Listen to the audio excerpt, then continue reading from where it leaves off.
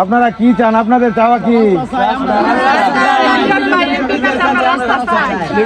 ওনাদের আবেদন হচ্ছে, উনি আমাদের নতুন এমপি মহোদয় ডাক্তার মাহবুবুর রহমান লিটন ভাইয়ের কাছে আকুল আবেদন জানিয়েছেন যেন খুব দ্রুততম সময়ের মধ্যে আমাদের এই ওনাদের বাড়ির এই রাস্তাটা যেন খুব দ্রুততম সময়ের মধ্যে করে দেয়।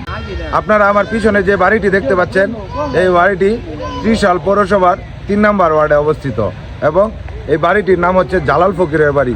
এই বাড়িতে প্রায় 10-12টি পরিবারের বসবাস এবং প্রায় বাচ্চা কাচ্চা সহ প্রায় শতাধিক মানুষ বসবাস করে।